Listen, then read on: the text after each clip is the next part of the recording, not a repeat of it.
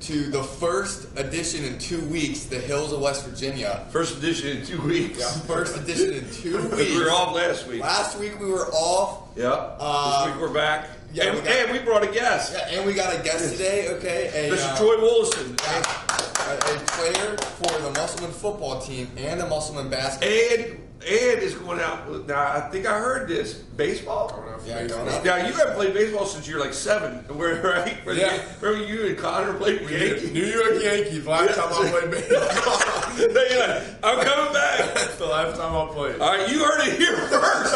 Here first. On this podcast. You heard it. Breaking news. Troy Wilson. I'll be coming playing back for to the baseball. baseball team. There you go. All right. Late great Josh Hardman is my head coach. Late great. Great and still here. All right. Go ahead. So, Troy, we got a ladies and gentlemen, we got a packed show today. Lot to talk about. Lots. In LA, brand new head coach there. Yeah. You know, that division. Harbaugh. Harbaugh is coming. Do you like that pick? You like that? I mean, you like bringing him in? But, you know, the only thing of it is, you got to play Mahomes twice a year. And I think the Raiders just got their guy. And Antonio But how far off are the Chargers and the Raiders? I mean, you know, you saw, I thought was a little bit of a slip with Kansas City this year in the regular season. I feel like you always think, like, in the last couple of years, the Chargers have been right there, or they should have been right there, and then they're not. Right at the end, yeah. Their team is too good to have that record. I feel like bringing in Jim's they're gonna respect him a lot more than the other head coach because they know what his work ethic is. Yeah. Now I did hear that he wanted to kind of be in the NFC because he didn't want to have to play his brother John. That'll be interesting if you see both of those two in the AFC Championship maybe next year or whatever. Oh, I would love to see it. But, I mean, again, the thing of it is, before we can even talk about them getting to the AFC Championship, they have to beat Mahomes, and I think it's going to be so important what his offense and defensive coordinators are, because we know he's probably not going to really call plays. He's going to be more of the leader of men type head coach. So, you know, we'll see. You know, if you're a Chargers fan, you have to be happy today. Ravens go to Los Angeles next season. They had it already set up. It was already this is where I'm going so that we can play. Anybody heard of Belichick? Does Belichick sound anything? I think is what he's going to go. Falcons is the man. Belichick's going to go coach lacrosse. Falcons have interviewed everyone. Going to go coach lacrosse. The Falcons just flew Vrabel in last night. He was supposed to go from there to Carolina. But the big name still in Atlanta has been Belichick. But none of the other coaches have been settled at this point. Well, I think right now it's probably going to go just for the carousel. Now, this is my prediction, but this is not a pick, okay? So I don't want my record to get tarnished. But I think it's going to go Ben Johnson in Washington. At least that's what I hope, okay? Need Ben Johnson in Washington. But it might not happen until February because, you know, well, we'll get to that. Okay. Another move that we got other games we'll play February is the Baltimore defensive coordinator Mike McDonald. I think he'll be in Seattle. They've linked Dan Quinn, but also they haven't pulled the trigger on Dan Quinn. Dan Quinn, no, don't. What about Tennessee? Tennessee? They hired Callahan. They got Callahan? The OC from the Bengals. And the Raiders settled on Pierce. Now, here's the thing. I want to talk about the Titans for a second. Why would you fire Mike Vrabel and not even try to trade him? Like, keep him for a second, see if there's a value on him on the market, and trade him to a team that might need him. I mean, to me, that was absolutely... They got rid of him to get Brian Callahan. They were worried. It seemed like they were worried about not getting their guy, but I didn't hear Brian Callahan getting any interviews from any other places at all. Throughout this whole conversation, when we keep talking about Brian Callahan, it keeps taking me back to Kevin Costner and draft day when everyone passed on Bo Callahan, quarterback Anyway, All right, so coaching carousel is slowing down, but keep on going. What all do we got else in the NFL? What else do we got in the NFL? Well, sorry guys. All right, calm down. The Dallas Cowboys, they lost, and I called it on this podcast. I was so. I'm glad I don't have to give up that trophy today. Sure, I don't know if you watched the podcast, the last podcast we had, but I was so sure they were going to lose that game. Yeah, and then you had Pickens. Merry Christmas and a Happy New Year, because then you saw the Eagles. Oh, and then I saw the Eagles. It was the greatest holiday weekend of my life. I mean, the Eagles were out there, and they got embarrassed by the Tampa Bay Buccaneers. Steven got all the wild card picks right except for the Browns. Oh man, Picked the Chiefs over the Dolphins. Picked the Bills over the Steelers. Picked the Packers over the Cowboys. Yeah. Picked the Lions over the Rams. And picked the Bucks over the Eagles. Bold. I was bold, and it paid off. He's up 4 games early on. We didn't get the divisional round picks, but I did not do well. In my own little pick'em with my grandfather, I went 0-4 last weekend, ladies. Okay, all right. Well, no, I picked the Lions. But I picked against the Ravens. And all that's for pride. All that was for pride. No pride. money. We don't need money on this podcast. Not on this shit. No. It's all pride and a trophy, which is in my room right now. Yeah. You get to stare at it twice. I have to. It's horrible. And I sit right next to his desk in 5th period, and it's horrible because it's just right there. Okay. So let's get into our pick'em for a conference championship week now. All right. First game on the docket, 3:30 CBS. Okay. It's going to be the Baltimore Ravens hosting, you heard that right, hosting the Kansas City Chiefs. Mahomes' second playoff game. And did you guys know this? He wins this game, he's going to be tied 3rd all time. What is he, like 15-1 or something like that? Yeah. That's the thing. So you got the Baltimore Ravens, who just have run roughshod all the way through the NFL this season. A beatdown of San Francisco, who I thought at the time was the best team. Now, I will say the Pittsburgh Steelers did beat them not once, but twice this year, but still. And against this Kansas City team that everybody kind of had written off and just got on fire lately. And did they punt? Stats. Did they punt last week against the Bills? In the 4th quarter. I think the Bills punted once. Yeah. I think that's what it was. Well, they fake punt too. They tried to fake punt. But did Kansas City punt? Started on that play. Did Kansas City even punt? I don't think that's what I'm wondering. They might have one time in the 4th quarter, but I don't know. But all right. What I do know is for one, Buffalo Bills.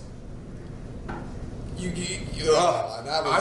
think in that game that Josh Allen completely said all the rumors of me not being a good quarterback are not true. He went out there, he played a game. The pass he had to Diggs to win that game was the best pass he could have made in the entire game. Yeah. It was right on the money. Only Diggs could have caught that ball. He had to come down with that catch. But for any Buffalo fan, anything else could have happened except for wide right.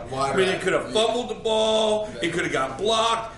Anything could have happened except for wide right. Even off the goalpost. Yeah, it could have been better than completely. One punt. Wow. One punt in the game. Here's the thing about the Bills that just absolutely boggles my mind.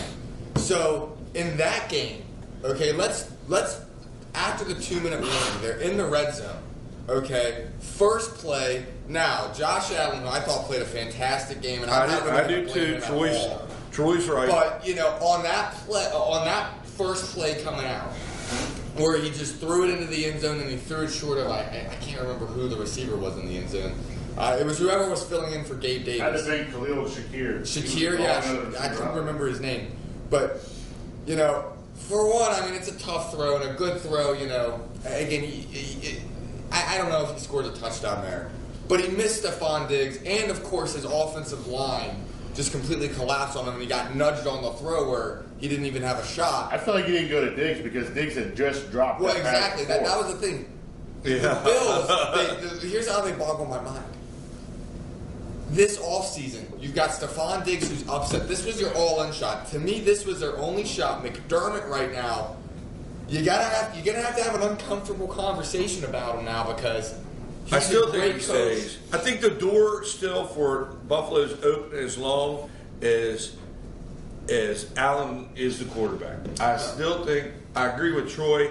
I still think the door is still open for them. I don't think the door is shut or closing. Now, when his contract's up or he gets traded, that's a whole other I don't think the door's closed, but Mahomes and them not letting them open the door. The last couple of years, the Chiefs have owned the Bills in every playoff game they've played in. I mean, you had the game last year or 2 years ago when it went in overtime. Yeah. That might have been one of the best playoff games of all time. And in the overtime, how it ended, I mean, the rule changed because of that game. Or even the overtime game that the Bills were in with the Eagles this year. It's just like they can't get over that hump. And I feel bad for Bills fans, especially you.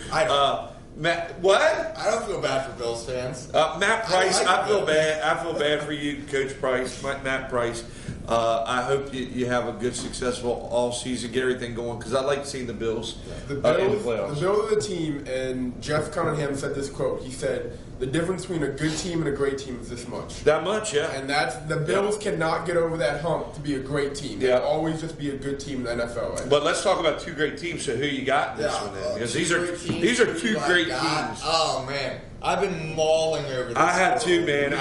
This is like, guys, ever since that kick went wide right, I was like, oh my god, now I gotta pick maybe the toughest game. One is Taylor Swift in the building. Because 100%. All right, so is Jason Kelsey? Is Jason Kelsey in the building? 100%. After what he did, all right, so you got that factor. They are going to Baltimore. You got the 15-1, but you got a Baltimore team that defense is stout. They're looking really good. They're looking like the 12 team, 2012 team. Yeah, they are. And I am one. I've always been defense oriented. I'm believing in this time when you're in January, you got to be able to run the ball and you got to play defense. So I'm going to pick them first. It pains me, but I'm going to go with the Baltimore Ravens in this one. For whatever reason, I'm not going to be surprised. I think the line stats, even though we don't bet, is like 3 because they're at home. So I mean, that's almost like a flip a coin. Well, yeah, and typically they'll give the home. But it's all for pride. We're all for pride. We don't bet and trophies. We don't, But this is a flip the coin. So I'm flipping the coin, and I'm picking Baltimore. Troy? In my opinion, I feel like the Chiefs this season, when they've played bigger teams and better teams, they just choked. They haven't been able to handle the pressure. Their defense haven't been able to guard. Their receivers at the beginning of the season couldn't catch a ball. Kelsey dropped a couple passes against the Bills in the game. So, in that case scenario, with the defense that they're playing and the atmosphere they're going to be playing in that Baltimore arena, when right now is electric. And the home field advantage is the real thing, so I'm going with the Ravens. Okay. I think for Lamar, it was a big thing to get past the second round. He's done it all year, and you could kind of tell, early on in that Ravens game, there was kind of an uneasy feeling in that stadium at halftime because it was 10-10, and the Texans were playing them tough. But then they came out, and you could tell they settled in, and they were able to run the football, and of course that opened everything up. And Lamar's just unbelievable talent. I mean, I don't know if obviously Michael Vick is a comparison, but he might be better than Michael Vick in my opinion. So you're going. Well, here's the thing though, but stats. I feel like you can't say that because Michael Vick was like the first of his time. He was. No one had ever seen a quarterback that could move. If he wins a ring, people gave Brady the GOAT because he won 7 rings. I mean, listen, a ring changes things. Michael Vick had some, Barry Sanders is the best running back to ever live. Never has a ring. There it is, right well, there. But yeah, Lamar's he's not a running back. He's a quarterback. Well, he's saying the ring doesn't matter. Hey, who are you picking? Who am I picking? Yeah. I don't. You really can't. It is flip a coin. But it's not a flip a coin for me. It's really 60-40 because now we got to put our tinfoil hats on, ladies and What are gentlemen. the Super Bowl colors? Super Bowl colors. I don't know if you've seen them. I'm going with the Ravens. That's the edge. That's how he picks them. If it happens this year, you laugh now, but you can't laugh. Oh, you're right. Wait a second. Stats. It was like, 2 months ago? And he was saying it on the podcast. Oh my gosh! You talk about conspiracy theories. 3 years. If it's 3 years He's got in a the row, script. That's what he does. I'm picking the Ravens, which of course, So the trifecta. Yeah. We were talking scripts yesterday. Oh, that's not good. Everything that lined up in the NFL playoffs for scripts wise. You have Stafford and oh, absolutely. Yeah, they go back together. You have Stafford. But think about this. Jim Harbaugh wins the national championship. And his John Harbaugh is the Harbaugh brothers. Some of these things And are hard to overlook. Who does he play in the Super Bowl? The team that his brother was on that he 49? 11 years before. I never thought this. It's starting to make sense. Ladies and gentlemen, have the Simpsons ever showed a 49ers versus Ravens Super Bowl? No, but 11 years ago, the NFL showed a 49ers Ravens Super Bowl, and that's all I need. Okay, let's go into the NFC game. This is an NFC interesting game. one, You too. already know who I'm picking. I mean, like I said, There's one pick for this game right here. There's only one pick. San Francisco is all right. Here's my question, Stats. Brock Purdy is first off. Debo playing? That's going to be the biggest factor of the game. And I saw it. I was looking at ESPN. If they don't have Debo, that's a whole different offense. What are they going to have? Christian and Kittle?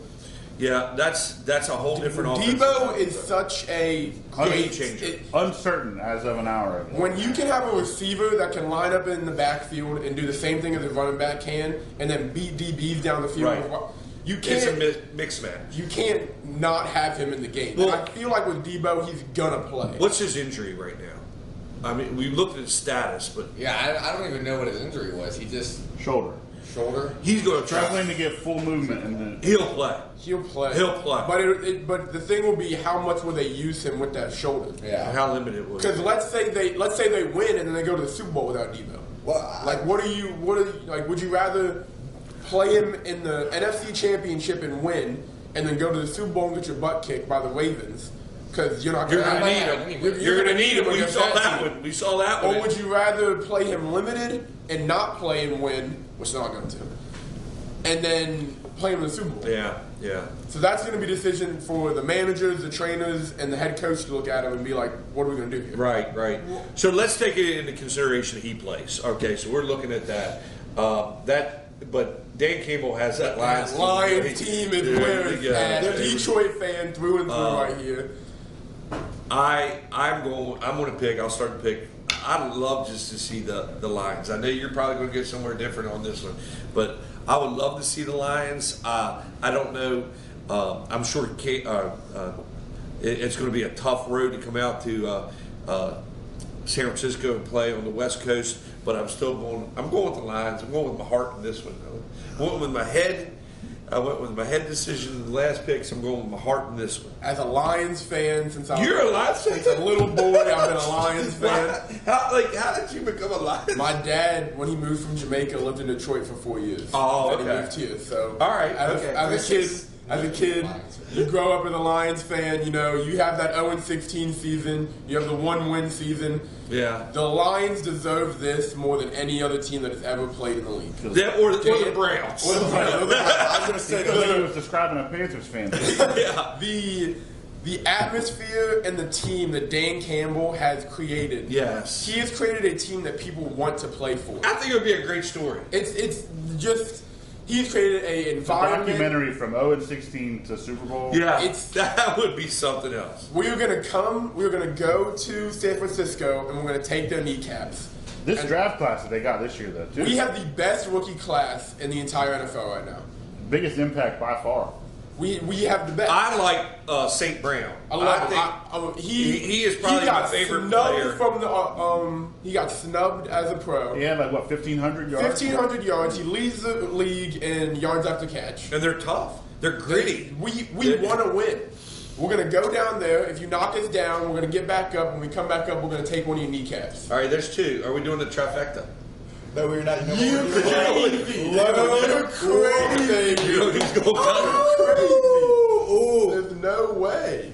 Well, here's why. For one, you got the conspiracy. But here's the thing, okay, that was a voice crack right there. But it happens to all of It us. happens. But here's the thing. Detroit, and now listen, I'm going completely against my heart here. I would love to see Detroit win. They're like the Red Sox or the Cubs of the NFL. It's been Okay, so that's a long good since comparison. They've won NFL championships, but they've never won the The Bobby Lane curse, ladies and gentlemen. Yeah, I could never think of the player. The Bobby But Lane curse. Lane curse. I always said there was a curse. But here's the thing. Left for the Steelers, went to the Lions. They haven't won The since. 49ers, I only think there's really one team in the entire league, well, in the NFC, that can match up physically with San Francisco, and I do think it's Detroit. But, for one, Kyle Shanahan, let's not talk about Jared Goff's record against Kyle Shanahan. Kyle Shanahan kind of owns Jared Goff, for one. Every So time let's talk about the improvement Jared Goff has shown. Oh, he's Way. I'm happy for him too. He has excelled as what people would have thought as a bust, and he's going down. He's out the door to just You're leaving. You're leaving Detroit. You're going to become a second string quarterback to someone that is a franchise quarterback. You're leaving the Rams that was in the Super Bowl, and now you're in Detroit. That trade might have been the biggest win-win trade of all time. And you're looking. How about that too? What if they do? You got Matt Stafford that goes there and wins the Super Bowl for Detroit, and then you have Jared Goff that comes. That is a great win-win. Yeah. That's a good point. And Stafford's got to be kicking himself though to see Detroit go to the Super Bowl. Almost. Well, I don't know because they kind of hate him. I don't think. Yeah, but he's got to have ties Stafford there. didn't want to get traded. No, he got. There's a difference between wanting to get traded and like Tyreek Hill wanted to get traded. Yeah. Matthew Stafford didn't want to get traded. There's a difference. I wonder what Tyreek is thinking right now. The thing about Detroit fans is that they're Detroit fans. We're gonna be mean. We're gonna be. We're gonna talk when we want to talk, but when you haven't been able to talk for your entire franchise, and you get the opportunity to, you got to understand that. I don't know how the Red Wings are doing right now, but in Detroit, the Pistons are awful. So the Red Wings are good. All the hype's got to go to the Lions right now. Yeah. Well, they're sacrificing. And Detroit has had success in other sports and stuff. Pistons win 2 in the 90s. Red Wings just ruled. Tigers win 1. It was at 89. And Detroit hasn't been good since the early 90s. Yeah. Those couple Barry Sanders. Yeah. Yeah. So you're thinking. Now here's my biggest reason why. Right. I'm a big historian. I like going back in history, and you really can't use it for picks. But again, remember when the Red Sox won in 2004? What happened in 2003? Grady Lowe, he left Pedro in the game too long in the championship series. When the Cubs won in 2016, 2015 they got swept by the Mets in the championship series. This is the championship game in the NFC. Lions fans, next year. It's next year. You're next year's their year. Okay. 2024 is the Lions' year, but 2023, I think again. I mean, it's already set in stone. With the logo. And again, you're like, oh my gosh, we're going to change the logo. I want to have a little conversation here real quick before we move off about San Francisco and their quarterback Brock Purdy. I don't think he's the franchise. He certainly didn't show, like I said, uneasy feeling in Baltimore. You want to talk about dead silence. That crowd was dead silent for an entire almost 2.5 hours until Brock Purdy started to finally make some throws, but he looked terrible. And, and again, he lost Deebo. He lost one of his All-Pros. And I know it was raining, but you know what? Jordan Love still threw pretty well in the rain. So that's a whole other segment to talk about young quarterbacks like C.J. Stroud and Love. But I feel like people aren't getting Brock Purdy the love he deserves. You come in as Mr. Irrelevant. Think about where he was supposed to be a practice guy, just, he's going to come out here, throw against our ones, to your number 1 going down. Yeah. Your number 2 going down. You have this kid from Iowa State. No one thought, not Iowa State, Iowa. Iowa State. Cyclones. No one thought he was going to do anything. He's on the lowest contract that any starting quarterback in the league right now. He's on $800,000 a year still. Yeah. He has progressed as just an app to get him to where they got that year in the playoffs. You have to give him the respect he deserves. Oh yeah. But do I think that they can do better? Of course. There's better quarterbacks out there. Yeah. But at the time, you have to give him the credit where he's gotten to with what he's had. Yeah. Well, here's the thing with San Francisco. 4 years ago, they had an opportunity. They were up by 10 points in the fourth quarter, but then Mahomes did Mahomes things. Okay, and I sound like Chris Collinsworth there, but I mean he did. I mean Mahomes went out there and broke their backs and won a world championship. But for San Francisco, right now you're in a win now mode. And Brock Purdy, what we've kind of learned a little bit is not every quarterback's Mahomes, and it takes them a couple years to win one. If San Francisco doesn't make the championship, I think it's a disappointment.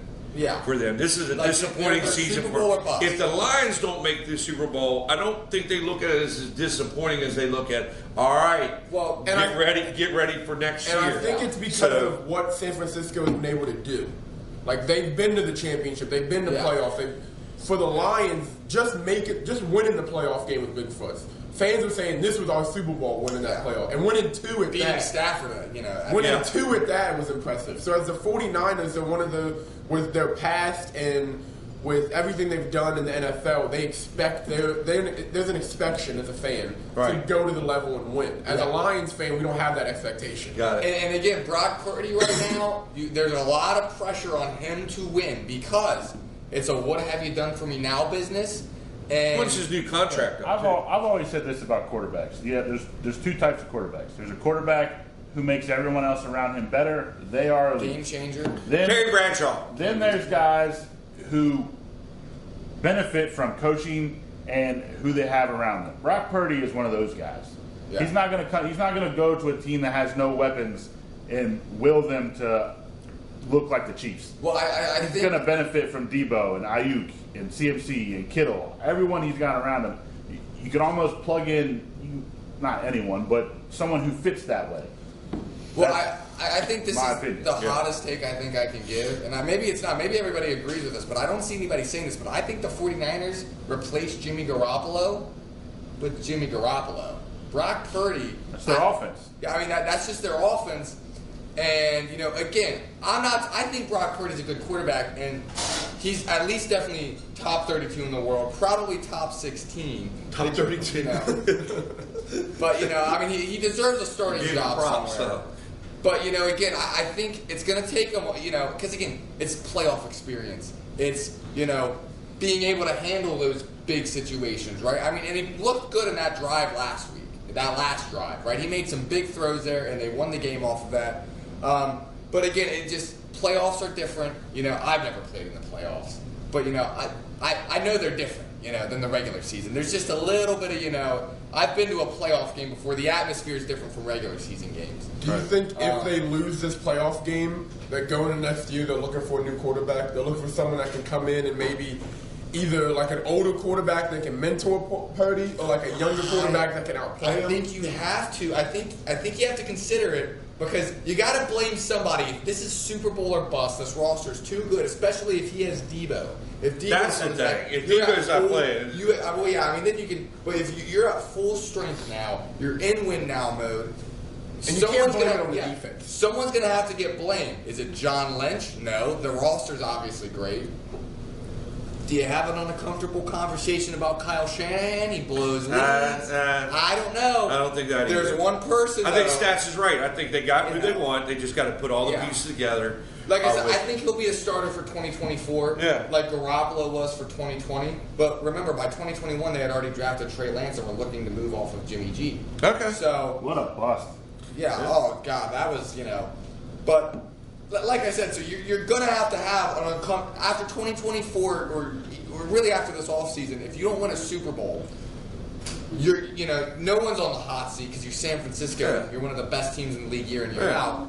But you're gonna have to start having some conversations and some thoughts and some what do we need to do to get over that hump? And the rumor for Purdy, contract-wise, is that he won't get a new deal until 2025. Right. And who you gonna get? Who you gonna get? Well, exactly. No one. They don't grow on trees. Hey, Cam Newton's still out there. In February, he's making start of the season making a pitch to play. I thought he retired. He's still in the league. Okay. He's just going on podcasts and throwing the random guys on YouTube. Now he wants to be the president of the Carolina Panthers. No, he wants to be the president. He's been making that pitch since the Atlanta game when 2,000 people went, and there was more people at like a Texas state championship game. There was that game, then there was the game where Tepper threw a drink at a Jaguars fan. Cam's just been like, let me take it over. I'm very glad that the Panthers said, hey, Washington, don't worry, now that your owner's gone, we will gladly take the mantle of the worst owner in sports. All right, let's roll. What else we got? So that's football, that's NFL. We handled coaching carousel, AFC Championship, talked about all the playoff games. So we're going to shift it now to no college to talk about now, football-wise. So now we have high school basketball. High school basketball. You're Musselman Appleman. They're 8-4 now. Last time we were here, it was right before the Spring Mills game, and that was a really tough loss. Really, really tough loss. But everybody already knows that. So Troy, you guys got a week off almost like a reset. You know, the forces, at B, they came in and they said, you guys are getting a reset. So you guys got a week off from snow.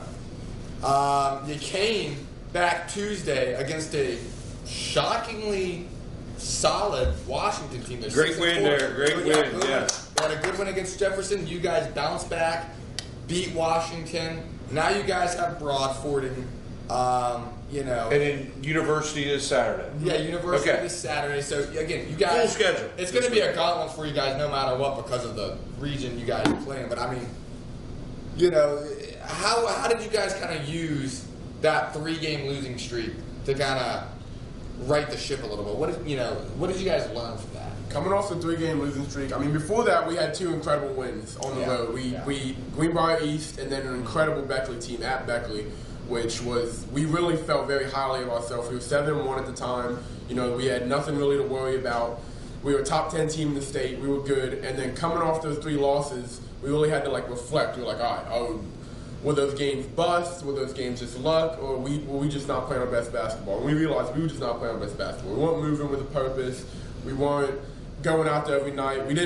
We thought we were going to win, especially the Hedgesville game. I think the Hedgesville game was probably a worse loss than the Swing Mills game. Okay. Because that's a Hedgesville team that we think we should have beat. They're not as dominant as the Hedgesville teams of the past, especially last year. They're very just, defensive oriented. We're going to keep this game under 50 points and we're going to win with that. But the reset was great for us because we got to just sit back, we got to look at film, we got to see what we need to fix. And we all came in, a couple of days we got to come in for snow days and we fixed it. We came in, we stayed afterwards, we were shooting, we were moving. We realized that when we play our best basketball, we can compete with anyone in the state. Spring Mills right now is uncanny, the best team in the state. I mean, with the talent they have with Caleb Thompson, that kid easily the best player in the EPAC, in my opinion, the best player in the state with how versatile he is.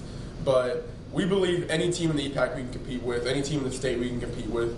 So that the game against Washington was huge. It really got our confidence up. It got players. We were starting sophomores. Corday Bunny, he started for his first game. He went out there, had an incredible game. I think he had 8 points, a couple of rebounds, played great defense.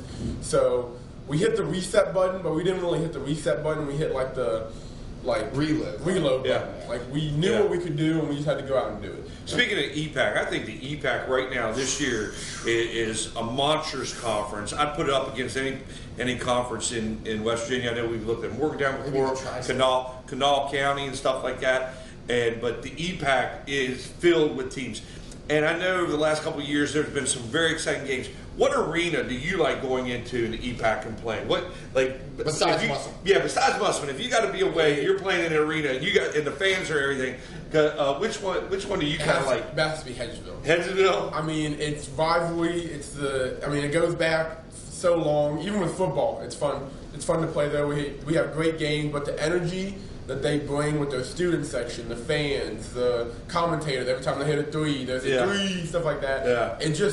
It makes it so much better when you win. And it sucks even more when you lose. Right. But it's just basketball is all about atmosphere. You don't want to go to a game with 20 fans or no one's there. You want to go where every time you shoot a bucket, the place goes wild. Yeah. That's what you want, and Hedgesville always wins that. Got it. Yeah, it's atmospheric. Troy, now, we're not monsters on the Hills of West Virginia podcast. We will not make you pick this game. I mean, we know you're probably going to pick Musselman, but we're not going to make you pick the game. We don't do bad faith on this podcast, but we are going to pick the game. We'll pick them. For pride. I'm picking, for pride. No money, no nothing. We're not betting. We don't do that here. Right. It's just for pride. So I'm going to go with Musselman to beat Broadfording. Broadfording, you're looking at a really small gymnasium, about the size of this classroom. But I think that you guys, with the break and everything, you're going to come back. I think this is a good win. Get you ready for Saturday against University. I'll pick this game just because what happened. I feel like we are going to go out there and dominate. I would. I hope you. But you have to cut that. I do have to say something. The respect we have for Broadford. Right. Yeah. They call us and they're like, yeah, we'll play you guys again. They play us every year 2 times. Yeah. And for a team to completely get beat every year and to still want to come play you, Like, there's a respect level there. You can't. And they're a small They're a school. small Christian school. I mean, I don't even think their rims are 10 foot there. I'm pretty sure their rims are like 9'8", 9'7". Like, It's a small gym. it's a small I've been in it school, before. but the kid they have good talent. Like they always have 1 or 2 kids that'll go out there and get you 15 points a night, 20 points a night. So you can't. You can't overlook this. You can't. And everyone plays good at home. They're going to play good at their home court. It's not going to be just a rollover win like we did last time. It might not be as big of a win, but I still feel like it's going to be. Okay. All right. Yeah. Well, I mean, again, in that 3-game losing streak, because again, I mean, for one, Musselman showed how good this EPAC is. Okay, we had a 3-game losing streak in it, but the reason it really didn't hurt us record-wise, this is all preseason. Yeah, we beat. You win the section. You guys beat teams outside of the region, like good teams. That's like what I'm saying. Parkersburg, state championship runners-ups. I know they're not as great as they were, but still, that's state champ runner-ups. Anytime you beat Woodrow Wilson. Woodrow Wilson they're a historic program. Oh, absolutely. And to be able to beat them at Woodrow was even better. Yeah, because that's like playing at the Civic Center. Right. That arena that you play in. I mean, the court. It felt like you were at the Civic Center. So that was just. I feel like we are. This is what I think. I feel like we play up in atmospheres like that, and then when we come to the EPAC, we're a little bit too comfortable. Because we thought, like, all right, we beat Parkersburg South, we beat these teams that are out of state that we thought were, like, rough and tough northern teams, but we come to here and we get beat because we thought, oh, it's just EPAC. We don't have to do it. Okay. Well, and again, like, you look at that Hedgesville game, I don't care what anybody says. Rivalry games, besides football, it doesn't matter how good either team is. It's always going to be a close game, and it's always kind of a coin flip. And it's going to be tough and physical. It's just rivalry games. And again, you kind of looking past a little bit. You got caught. But again, Jefferson was a team who last year beat you guys down. You guys hung tough with them. Again, the big thing for you guys is shooting. Yeah. If you guys, and it doesn't even necessarily have to be Gavin carrying the load. It's got to, you guys had Andon in the Parkersburg South game who, kind of helped you a little bit. Matt, of course, again, if he can get hot, it's just, because that was what it was before the Hedgesville game. You guys had a different player every night shooting. Well, yeah, I think that's one thing that is a huge asset for your team is that you have a good bench too. Yeah, we do. That you can rely on and get minutes in there. And if anybody gets into foul trouble or you got some injuries and stuff, you got some people that can really step in there and play, and some younger kids too. So I think that definitely is a benefit for you, where maybe some of the other EPAC teams don't necessarily have a deeper bench than what you guys have. Well, I feel like coming in, one player that I'm looking to make a big impact late season is Wade Bartles. I mean, he can shoot the. Shout out to JD Bartles. JD, if you're watching this, Uncle Bartles. He has shown how incredible of a shooter he can be. I mean, at Broadford, last time I played, he went 5 for 5 from the 3-point line. All back-to-back threes from him. So if we can get him in the game, get him in the system. Right. I mean, he made a 3 at Washington. And his shots are so pure. He has so much confidence when he shoots it. I feel like if we can have him and Gavin in the game at the same time, it'll open up so much more of the drive, the post work. Because a lot of teams right now are playing us in the post because we're such a big team. Yeah. And then we're not shooting as many threes as we used to. They're forcing you. They're saying, if you're going to beat us, you're going to beat us from the river. We're not going to allow you to get any points in the paint. So, okay? So I mean, like I said, I'm picking Musselman to win this game. I'm picking Musselman to win this game. And Troy's picking Musselman to win this game. Yeah, we're all picking Musselman to win this game. Big stretch coming up, University.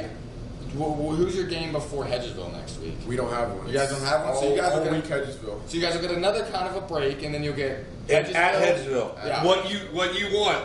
Remember last year you guys had a slow start, especially in the EPAC. We went to Hedgesville. You went on a run. Well, I think one of the things was you were I didn't play. And when you came in, you gave that energy and spark to the team. You really did. So like I said, I think you guys will, you might have already turned the ship around. You already, have a win since then. But, again, this is a big stretch of games again. But every game's a big game. So that's Musselman and Broadford. Now, ladies and gentlemen, last time we were here, we may or may not have had to cut a pick because we got the game wrong. We made up a game. We say we. Yeah, it wasn't me. It wasn't wasn't me. It was Stats. It was me. Gave me You bad played information. Stats. It was me. I did give them Come on, the Stats. wrong information. All right. Yeah. I'll own it. But yeah, so this game was Martinsburg and Jefferson. We made it up 2 weeks ago, but we were actually just a little bit early. It's at Shenandoah Junction. So this is. to play. You sure? Very sure. All right. I have not seen Martinsburg play this year. I don't know. They're good. I have seen Jefferson. I will tell you this about Jefferson. It's like they live by 3, die by 3. 100%. You know, if they're hot down there, it could be a close game. But I think that just from the stuff that I've been reading and from people talking and everything, I think Martinsburg goes down there and they win this game. I'm going with the Dogs. I think this game determines the health of the point guard Jamari Jenkins. He is the heart and soul of That's the little 10. what the kid from Jefferson. Yeah. Did he play the last time that He did not he's play. played? Yeah, He was injured. Martinsburg won back on the 2nd of January, 71-56. Yeah, he was injured that game. And Jamari, I mean, he hasn't played since. I think he played a little when they played Bridgeport, and I think they won that game. But his health is big. They can shoot. Jefferson can shoot. He commands, but when they can't shoot, they can't do anything else. Okay. They don't have someone that will command the offense, that will like, all right, set it up, let's slow it down, which they don't really do regardless. They want to run you out. That's what Jefferson has been. That's what they've always been. But I feel like if he's healthy, they have a strong chance of beating Martinsburg. Okay. You going with Jefferson?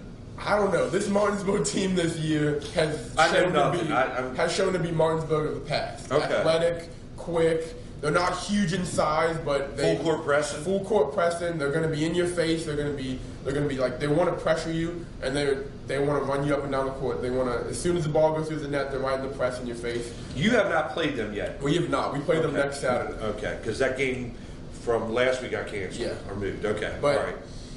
If Jamari's healthy at Shenandoah Junction, I'm going to take Jefferson. If he's not, I'm going to take Martinsburg. Okay, all right. My pick. I think I'm gonna take Jefferson. You take Jefferson. So I'm Martinsburg. Yeah. You're Jefferson. You don't know. It's kind of like the 49ers. 49ers, yeah, with Debo, yeah. It's the health of the best players. I like that Jefferson team. I mean, I went down and saw you guys play. It was close up until like you gotta play at Shenandoah Junction. It's tough. The fans there, they're gonna chirp at you. They're gonna it's always a heated battle when you go down there. My favorite team to play in high school, just from a fan perspective, was always Jefferson in basketball, because Dewey McDonald, shout out Dewey, his grandmother was so animated at every game. Like she was running the baseline, running around, yelling at everybody she could, and it got everyone hyped. Yeah, it is. that is a good atmosphere. Yeah. She was always good atmosphere about it, because we all grew up together. There's a lot of us from Musselman, Martinsburg, Jefferson that all played together. Right. So I grew up playing basketball with Isaac Thornton from Martinsburg and Dewey McDonald from Jefferson, and we all knew each other from the time we were little kids growing up. And those guys went on to play overseas in basketball and in the NFL, and I'm teaching them Musselman. So. And we're glad that you're here. Yes. Shout out those guys. All right. So we got 2 more picks. Okay. Okay. We're not going to pick Spring Mills yet. Yeah. We got 10 minutes to do 2 I picks. I got class to teach. We got DeVille in DeVille against Hedgesville versus the Washington Patriots. Again, a better Washington team than most I think we're expecting. But a Hedgesville team that a lot of people I think were kind of thinking are going to be, mid. But they've been a lot better. They beat us, or beat you guys. So, like I said, it's really going to be one of those tough physical games, I think, between the two teams. But I think I'm picking Hedgesville. You're taking Hedgesville. Hedgesville beat Washington 62-41. I got Hedgesville. I do too. Kelly Church is going to have that team. He's going to have that team ready for the Patriots. I picked Hedgesville. Yeah. But Washington folks, they can catch you. They're never. You can't. That's another team I haven't seen. That's another team I haven't seen. When they upset Jefferson, I think that opened like a lot of people's eyes. I was surprised. The E-Pack isn't closed off. The E-Pack right now beside Spring Mill is wide open. Our section is wide open with everyone. If we can beat Jefferson, everyone's 1-1. If everyone's tied up, no one's like. It's usually like, all right, Washington's last, they're out. but you can't count a team out to beat the #1 team in the section for the last couple of years. That's true. That's true. Yeah, and of course, speaking of the team that's got it locked down, Spring Mills. Again, we're not really going to talk about your guys' game against them, but they beat down on muscle. They beat down on everybody though. So you can't be that upset about it. They're going all the way to Dayton, Ohio, to play the Dunbar, whoever they are. I don't know the Dunbar. Wolves. The Dunbar Wolves, 10-7 according to stats. I don't. Is this a tournament or is this a one-game type of thing? That I don't know. I know nothing about this Dunbar team. I don't know if they're playing in a really tough conference and that's why they lost a lot of games. I'm going to go with Spring Mills. They look dominant. They can... Until I know anything better, I'm going with Spring Mills. How far is Dayton from here? They just lost in overtime, the last game, in overtime to a team that's 8-6. Again, we don't know how tough that these games are. Is. I mean, Ohio produces pretty good basketball. There's a guy called LeBron James that came out of Dayton, Ohio, that area. I feel like that drive is going to really take some toll on those players. Being in that bus with, you're 6'7", you're being in the bus. I feel like that's going to, unless they stay the night before, but I'm sure they probably will. I feel like Spring Mill's still going to hold it down. I feel like how good it is. They got a guy that's a Brewer. Averages 19.3 a game. He's their leading scorer down there in Dunbar. Well, I'm sorry any Dunbar, students or fans out there that are watching this podcast. It's our own ignorance. We have no information. If you're one of our hundreds of thousands of viewers, hundreds of thousands, hit subscribe. Hit subscribe, please.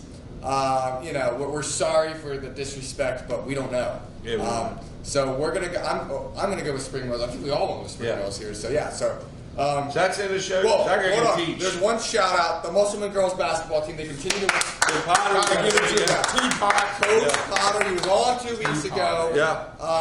He's just done a magnificent job there. So yeah. So that's our show. Good luck on the rest of the season, Troy. We're gonna see some highlights from those basketball games, those girls basketball games from this past week. Yeah, stats. I saw you there. YouTube, Musman Broadcasting on the YouTube page. Yeah. We got some student stats, some student videos, some videos that I put together, things like that. Yeah. Our students are getting active. Shout out Stats too for getting in there and getting to those games. He's got highlights, not just of girls, but also the boys' games. For Eric Brown, I'm Steven. And I'm Troy Woolaston. Back to you, studios.